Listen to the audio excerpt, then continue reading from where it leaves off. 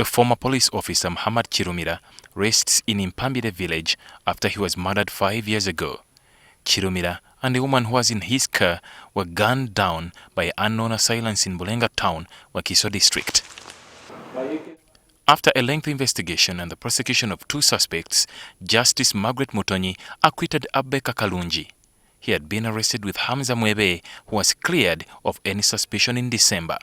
Justice Mutonyi ruled that investigation did not provide any proof that Kalungi participated in the killing. For Kirumira's father Abubaker Kalungi, he feels his son has been denied justice now that there are no convictions 5 years later. Nedda kitulumya nnyo era kyatulumiza nnyo era navudde mu kkooti nakatewulyanga obulawo teboogera bulungi nenalwadde era nenyamidde kuba omwana tafunye bwenkanya yalifunye bwenkanya embeera mumativu. This is not the first case to hit a dead end because of incomprehensive investigations. Others are Andrew Felix Kawesi, who was shot dead in March 2017, and Susan Magara, who was kidnapped and murdered in February 2018, and whose case started but soon stalled.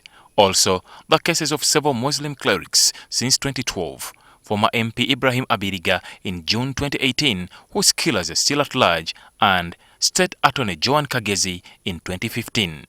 What could be the reason for these badly done investigations that cannot get a suspect convicted? NTV spoke to security analyst Fred Egesa and lawyer Fiona Nabasa Wall.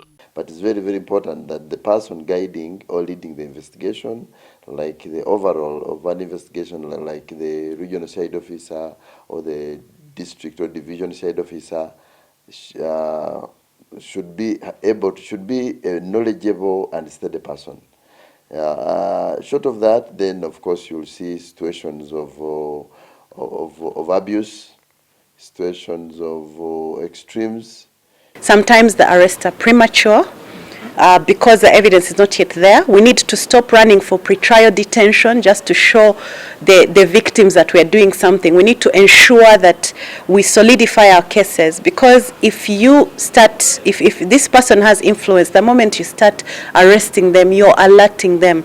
According to Wall, the DPP should do due diligence on the police's evidence and investigations before sanctioning the files for prosecution. In fact, the Human Rights Enforcement Act puts the burden on the DPP to ensure that their prosecution, their evidence is procured legally. But when it goes to court, it also takes its own life. We cannot control witnesses, how they testify, and at the end of the day, the judicial officer makes a decision according to how they have perceived the evidence that is brought before them. And we always take such criticism when they say investigations were done poorly. They get excited with confessions, but to me, I would even investigate a confession. Because like I told you, confession can be diversionary. Someone wants to divert you from following the real suspects. For Kirumira's father Abubaker Kalungi, he will not rest until he gets justice for his late son. For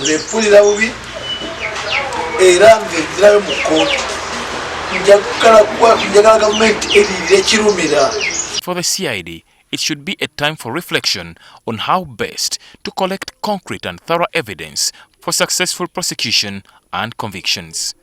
Ali Mivale, NTV.